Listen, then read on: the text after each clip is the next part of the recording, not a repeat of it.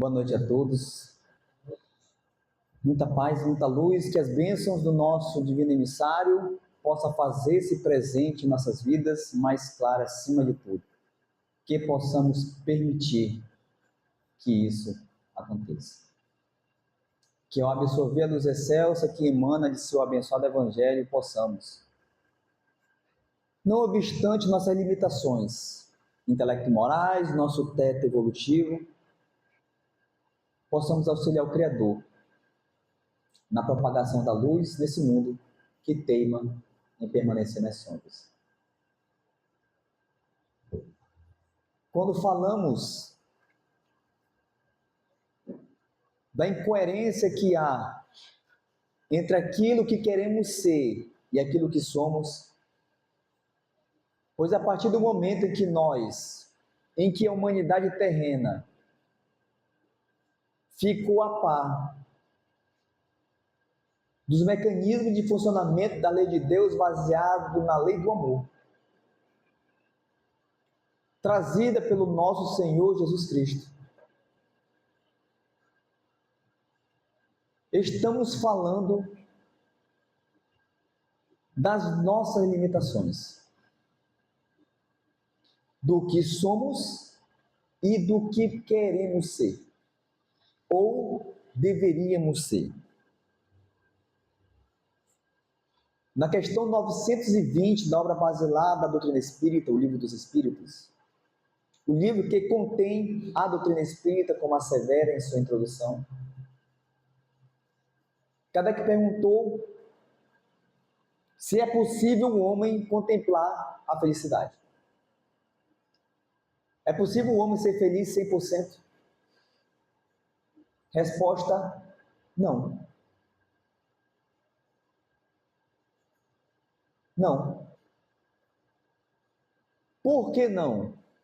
Porque estamos dentro de um contexto didático do Criador, que a nossa pouca evolução permite que estamos emparedados sobre duas coisas: provação e expiação.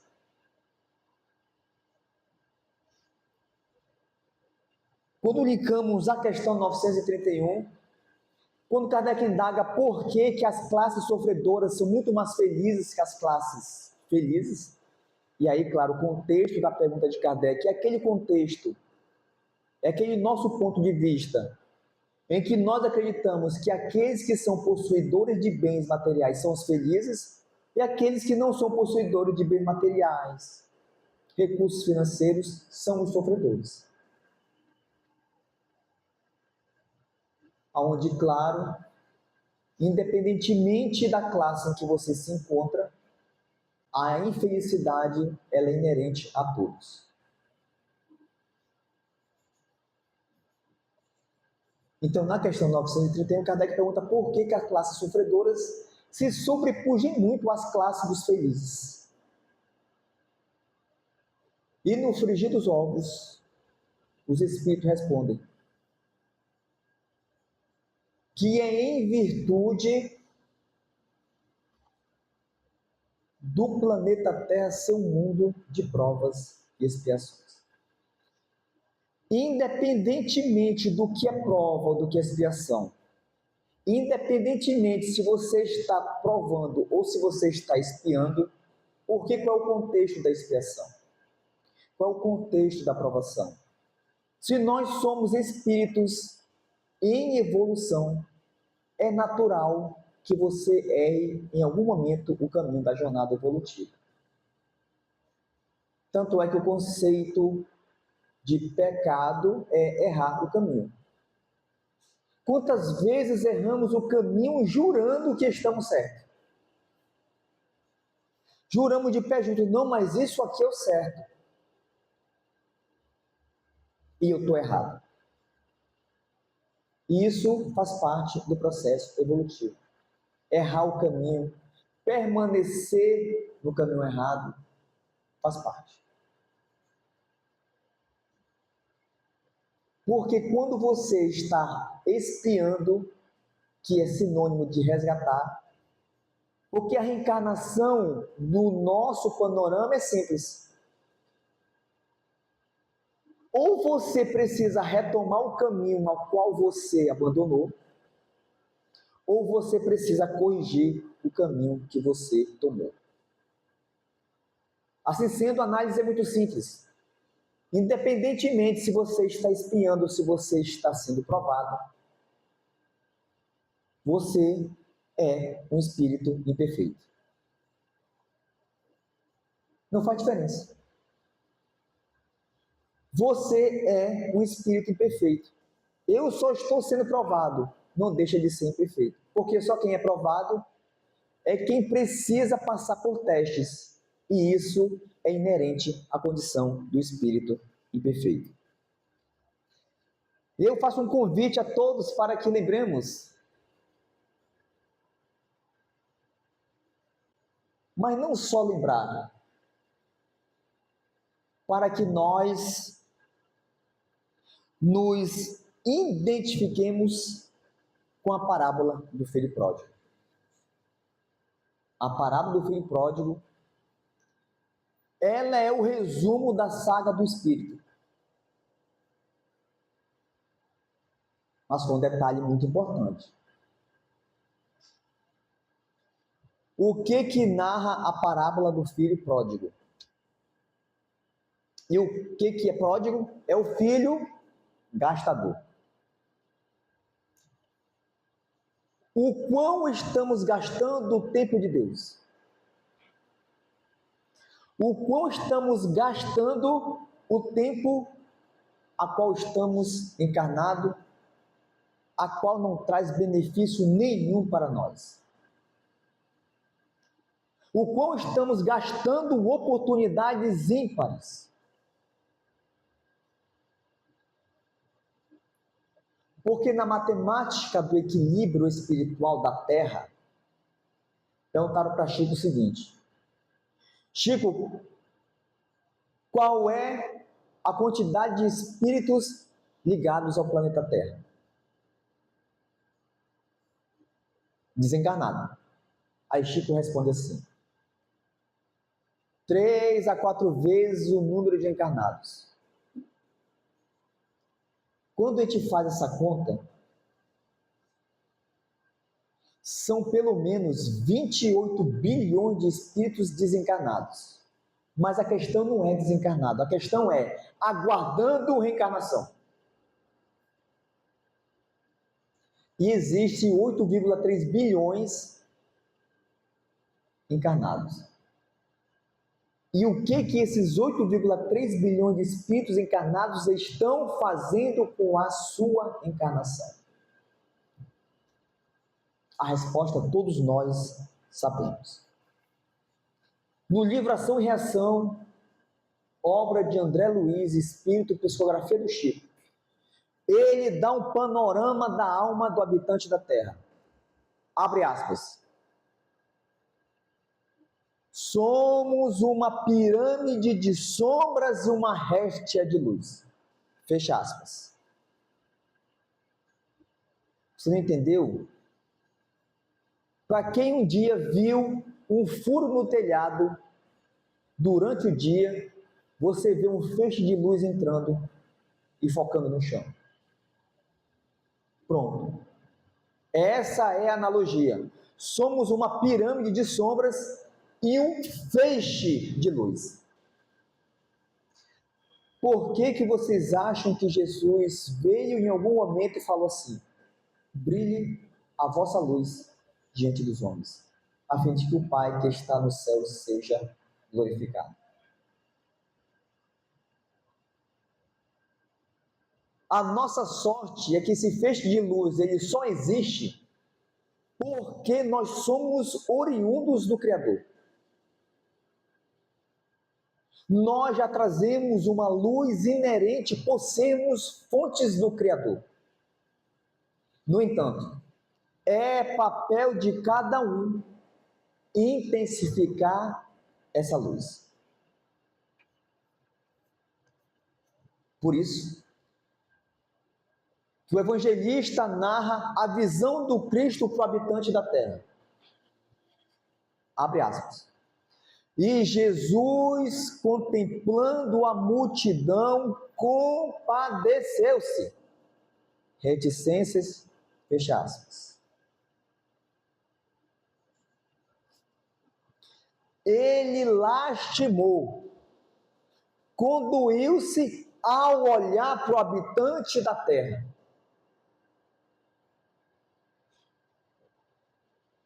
Podemos exagerar um pouquinho. E Jesus chorou ao ver o habitante da terra. Estamos falando de Jesus, e quem é Jesus no contexto espiritual do planeta Terra? O diretor, o governador espiritual. O diretor da terra desce, ele vislumbra a multidão e chora.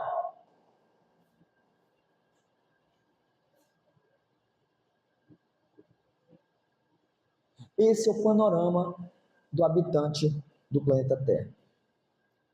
Tem uma frase do livro Céu e Inferno, uma das 5 obras basilares da doutrina espírita. Na sua segunda parte, exemplos, tem lá um dizer, uma fala de um espírito chamado Condessa Paula. Um espírito que habitava a Terra. E aí, no contexto espiritual, no mundo espiritual, ela traz a seguinte mensagem. Abre aspas. A Terra, nesse momento, é o magno assunto de nossas cogitações. Fecha aspas.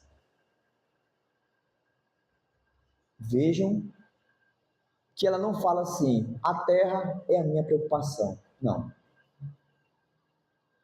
Ela descreve que o mundo espiritual está com atenção voltada ao planeta Terra. Por quê? Simples. Pelos nossos comportamentos. Um corre-corre no mundo espiritual para tentar corrigir as nossas falhas. Para contornar situações mirabolantes que criamos todos os dias. Por isso que na questão 625, Kardec faz a seguinte pergunta. Quem Deus tem oferecido à humanidade como guia modelo?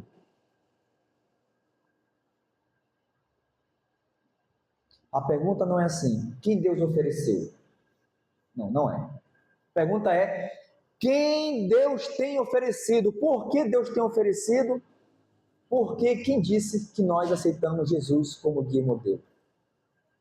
Quem disse que a humanidade terrena aceitou Jesus como Salvador?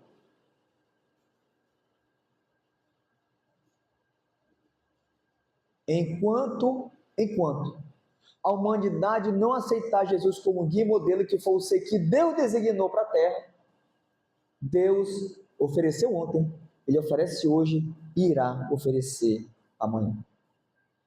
Assim sendo, há quanto tempo Jesus veio à Terra? Mais ou menos 12.000 anos. Agora eu faço uma outra pergunta, tão impactante. Quanto tempo ficamos sem saber de Jesus? Então vamos voltar 2.000 anos atrás, no ano 0, nascimento do Cristo, e vamos voltar para trás no tempo da humanidade. Há quanto tempo existimos?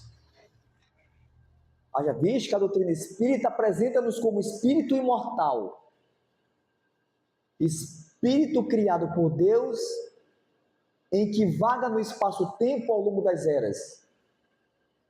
Há quanto tempo ficamos sem Jesus? Milhares de anos. A qual então nós só estamos o quê? Só. Porque quando vamos para o cronograma, calendário cósmico, Jesus faz 1 segundo que veio à Terra. Então, óbvio, passamos mais tempo sem Jesus do que com Jesus. Aí agora vem um embate. Daquele ser que passou milhares de anos sem o Cristo, com aquele ser que conheceu Jesus há 2.000 anos. Adivinhe quem ganha essa batalha?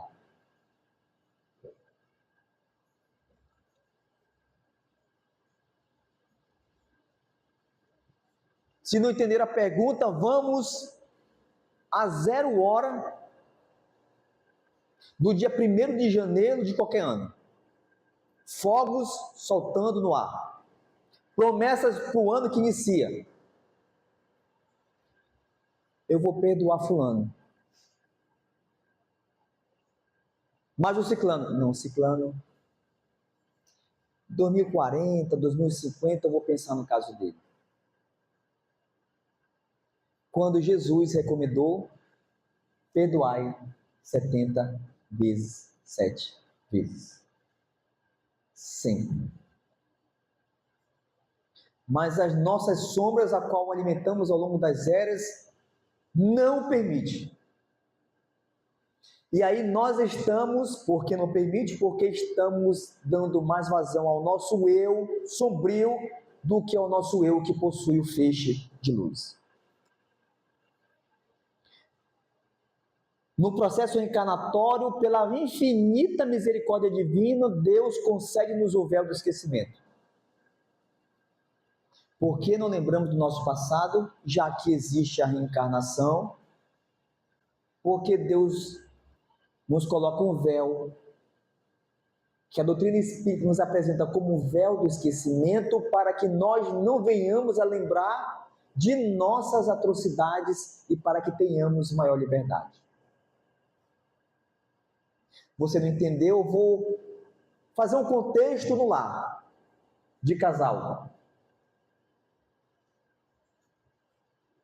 E então está eu e minha esposa, não existe véu do esquecimento, sabemos de todos os nossos pretéritos, de todo o nosso passado, de toda a nossa saga, onde nos conhecemos ao longo das eras, e cá estamos novamente. Porque a vida sempre há de unir almas afins. Assim como também a vida une aqueles que precisam criar laços de amor.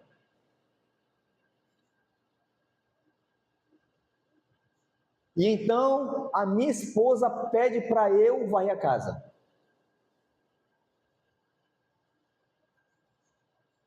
E eu faço assim para ela: por que você não varre?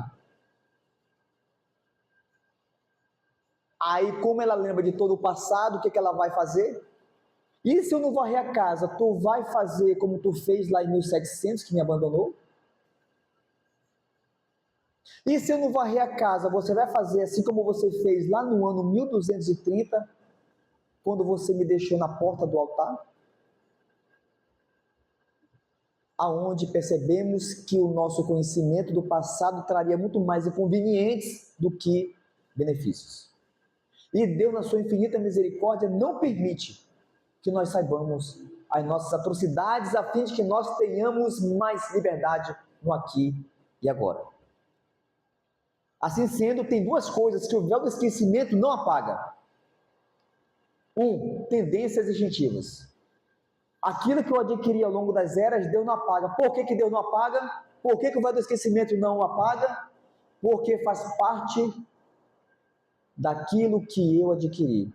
E aquilo que adquiri nunca mais se perde. Faz parte da minha bagagem espiritual, do meu processo evolutivo, que não pode ser retirado. Nem Deus tira. Porque foi aquilo que eu adquiri ao longo das eras. As minhas tendências revelam aquilo que eu construí ao longo das eras. Se eu sou um excelente mentiroso, foi aquilo que eu adquiri ao longo das eras. Foi aquilo que eu processei, foi aquilo que eu potencializei, que eu desenvolvi. Outra coisa que não apaga, a voz da consciência. O que é a voz da consciência? É o pensamento íntimo de nossas decisões tomadas no mundo espiritual. Tanto é que, conforme assevera a questão 621 do Livro dos Espíritos, é lá onde está escrita as leis de Deus.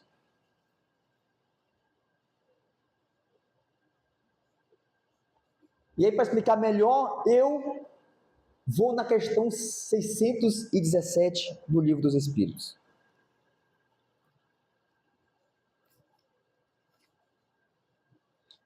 Para que nós possamos compreender como se processa no espírito as minhas tendências. Pergunta Kardec, Qual a abrangência das leis divinas? Referem-se a alguma outra coisa além da conduta moral? Por que Kardec perguntou isso? Porque a gente acha que a lei de Deus é só do ponto de vista moral. E a lei de atração? E o magnetismo? E o eletromagnetismo? E a eletricidade? Não são leis de Deus? Pronto, é isso que Kardec quer saber. Aí os espíritos respondem: todas as leis naturais são leis divinas. Tudo é lei de Deus, tudo. Para onde você olhar, para onde você contemplar o universo, está as leis divinas. Acrescentam os espíritos: o sábio estuda as leis da matéria, o homem de bem estuda e pratica as leis da alma. O homem de ciência estuda a lei da matéria, lei da química, física, biologia, como funciona. É o homem de ciência que faz isso. E o homem de bem? O homem de bem, não é qualquer homem. O de bem estuda e pratica as leis divinas. São duas coisas. Ele estuda e coloca em prática as leis da alma. Porque na questão 244, Kardec pergunta assim: os espíritos veem a Deus? Resposta: os espíritos superiores o veem e o compreendem. Os espíritos superiores o veem e o compreendem. E os inferiores o sentem e o adivinham. Aí é o problema. O espírito inferior, ele adivinha, ele sente e adivinha Deus. E se ele adivinha Deus, ele tenta também adivinhar as leis da alma. Jesus ensinou: ame a Deus acima de todas as coisas e ao próximo como a si mesmo. Aí vem o Emerson e faz assim: eu acho que não é bem assim. Por que o Emerson faz isso? Porque o Emerson tenta adivinhar Deus.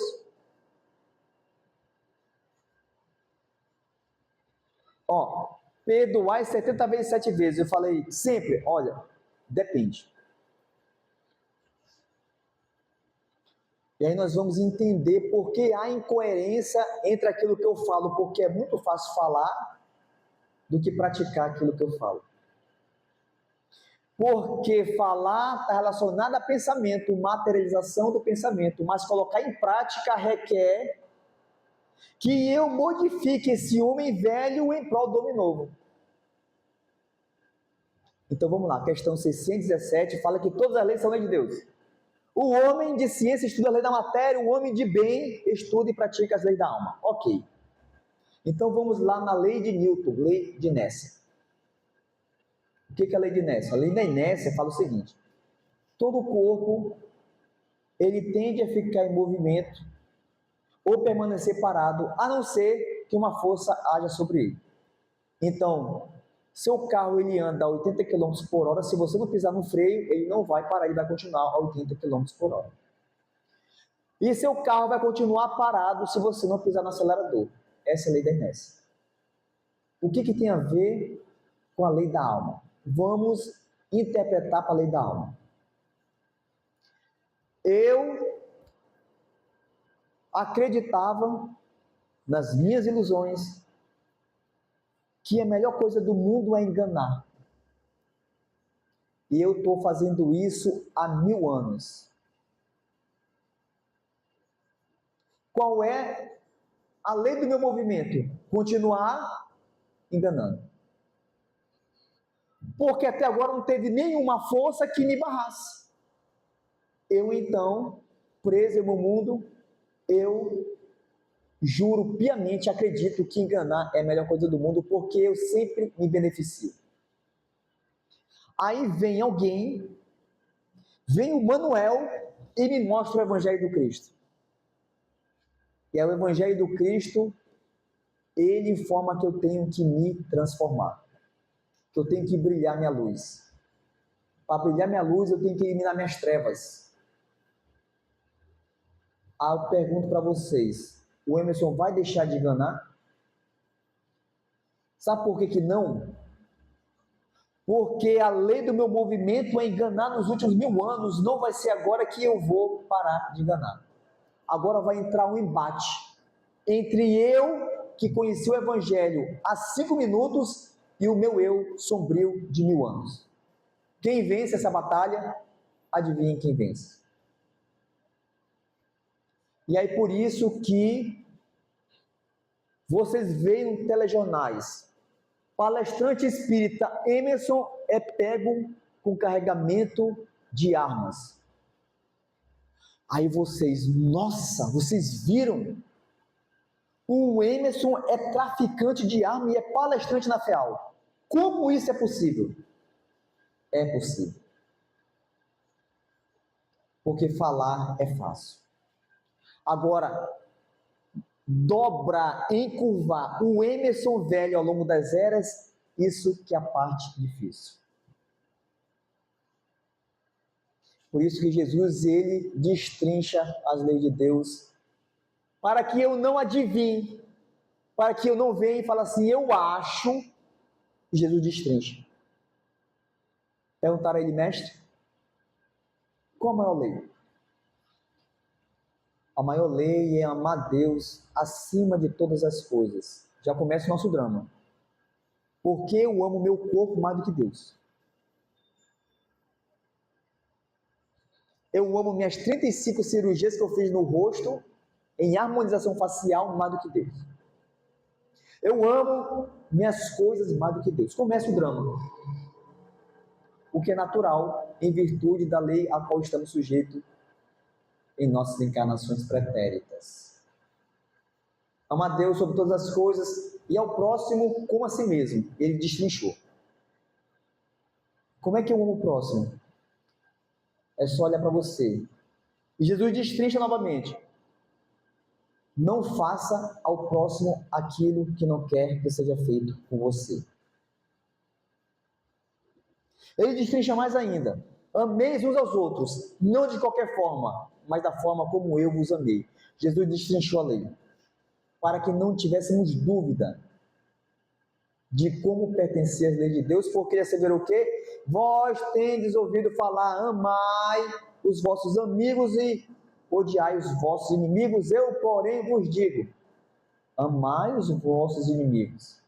Fazer o bem àqueles que vos querem o mal e orai por aqueles que vos perseguem e vos caluniam, a fim de que sejais chamados filhos de Deus. É por isso que entra o termo graça e desgraça. Você está na graça de Deus. Por que você está na graça de Deus?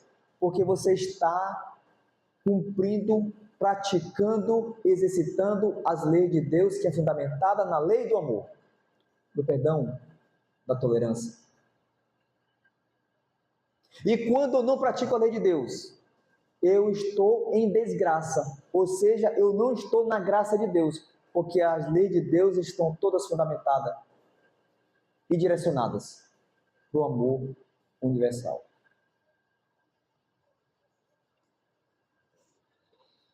Portanto, a doutrina nos convida à reforma moral. Eliminar esse homem sombrio de trevas, a qual alimentamos ao longo das eras, em prol do homem novo, um homem conforme as propostas do Cristo, a fim de que possamos um dia estarmos integralmente ligados ao Criador. Porque os espíritos superiores o veem e o compreendem. E nós, por enquanto, apenas sentimos e adivinhamos. Muito obrigado pela presença de todos. Tenham todos uma boa semana e até a próxima.